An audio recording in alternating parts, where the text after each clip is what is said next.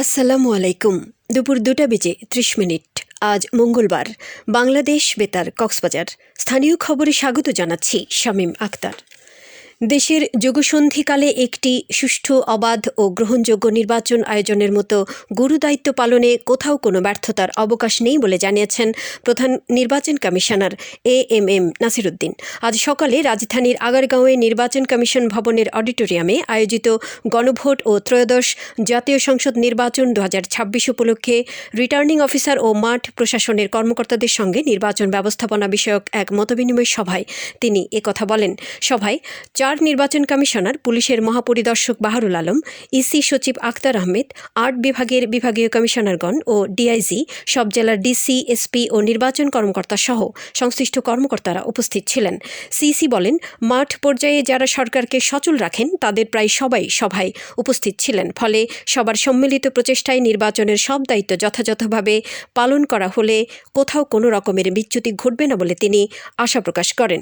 ঘোষিত তফসিল অনুযায়ী আগামী 12 ফেব্রুয়ারি ত্রয়োদশ জাতীয় সংসদ নির্বাচন ও গণভোট অনুষ্ঠিত হবে। এদিন সকাল 7টা 30 মিনিটে ভোট গ্রহণ শুরু হয়ে বিকেল 4টা 30 মিনিট পর্যন্ত চলবে। ত্রয়োদশ জাতীয় সংসদ নির্বাচন ও গণভোটে ভোটাধিকার প্রয়োগের লক্ষ্যে পোস্টাল ভোট BT অ্যাপের মাধ্যমে এখন পর্যন্ত 6,517 জন ভোটার নিবন্ধন করেছেন। বিশ্বের বিভিন্ন দেশ থেকে প্রবাসী বাংলাদেশিদের পাশাপাশি নির্বাচনী দায়িত্বে নিয়োজিত ও নিজ ভোটার এলাকার বাইরে অবস্থানরত সরকারি চাকরিজীবীরাও পোস্টাল ভোট BT অ্যাপের মাধ্যমে নিবন্ধন করছেন।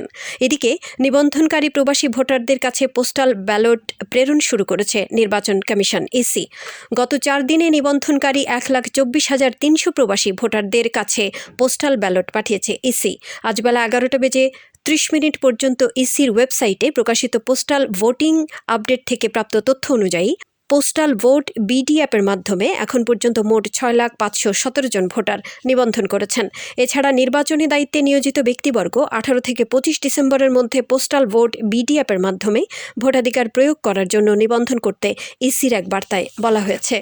আসন্ন ত্রয়োদশ জাতীয় সংসদ নির্বাচন ও গণভোটে কক্সবাজার 2, মহেশখালী ও কুতুবদিয়া আসনে বিএনপি মনোনীত প্রার্থী আলমগীর মোহাম্মদ মাহফুজুল্লাহ ফরিদের পক্ষে মনোনয়নপত্র সংগ্রহ করা হয়েছে।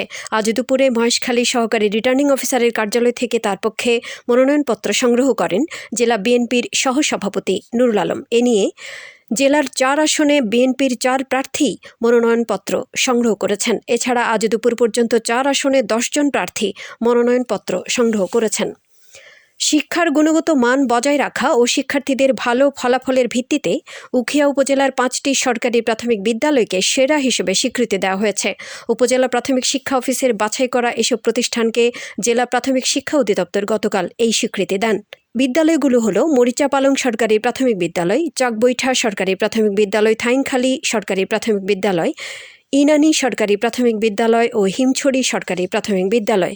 উপজেলা শিক্ষা অফিসার আশরাফুল ইসলাম সিদ্দিকী জানান, বিদ্যালয়ে নিয়মিত শিক্ষকদের উপস্থিতি, শ্রেণীকক্ষে মানসম্মত পাঠদান, শিক্ষার্থীদের শতভাগ উপস্থিতি ও পরীক্ষায় ভালো ফলাফলের ভিত্তিতে সার্বিক মানদণ্ড বিবেচনা করে এই 5 প্রাথমিক বিদ্যালয়কে বাছাই করা হয়। চকরিয়া পৌর শহরে খাবার, হোটেল, সুপার শপ ও ইলেকট্রনিক্স সামগ্রীর দোকানে অভিযান পরিচালনা করেছে জেলা ভোক্তা অধিকার সংরক্ষণ অধিদপ্তর। গতকাল উপজেলা ভূমি অফিসার সেন্টার ও আর্মি ক্যাম্প সংলগ্ন এলাকা, সোসাইটি সহ বিভিন্ন স্থানে জেলা ভোক্তা অধিকার সংরক্ষণ অধিদপ্তরের সহকারী পরিচালক হাসান আল মারুফের নেতৃত্বে অভিযান পরিচালনা করা হয়। অভিযানে মেয়াদ উত্তীর্ণ ও অস্বাস্থ্যকর পরিবেশে পণ্য সামগ্রী বিক্রি, মূল্য তালিকা প্রদর্শন না করা ও নকল ইলেকট্রনিক্স সামগ্রী বিক্রির দায়ে 4 প্রতিষ্ঠানকে 40,000 টাকা জরিমানা করা হয়। সহকারী পরিচালক হাসান আল মারুফ বলেন, ভোক্তা অধিকার সংরক্ষণ আইন লঙ্ঘন করায় এসব ব্যবসা প্রতিষ্ঠানকে জরিমানা করা হয়েছে। পাশাপাশি তাদের সতর্ক করা হয়েছে। জনস্বার্থে এ অভিযান অব্যাহত থাকবে বলে জানান তিনি। টেকনাফে সেন্ট মার্টিনে নৌ পরিবহন মন্ত্রণালয় পরিচালিত লাইট হাউস ও কোস্টাল রেডিও উদ্বোধন করা হয়েছে। আজ সকালে টেকনাফ উপজেলা নির্বাহী কর্মকর্তা মোহাম্মদ ইমামুল হাফিজ নাদিম প্রধান অতিথি হিসেবে এর উদ্বোধন করেন। এ সময় উপজেলা পরিষদের কর্মকর্তা, জনপ্রতিনিধি ও সংশ্লিষ্টরা উপস্থিত ছিলেন। আবহাওয়া আগামীকাল দুপুর 12টা পর্যন্ত 24 ঘন্টার পূর্বাভাসে বলা হয়েছে আকাশ অস্থায়ীভাবে আংশিক মেঘলাসহ আবহাওয়া শুষ্ক থাকতে পারে। কক্সবাজার সমুদ্র বন্দরের জন্য কোনো সংকেত নেই। আগামী 24 ঘন্টায় দিন ও রাতের তাপমাত্রা সামান্য কমতে পারে।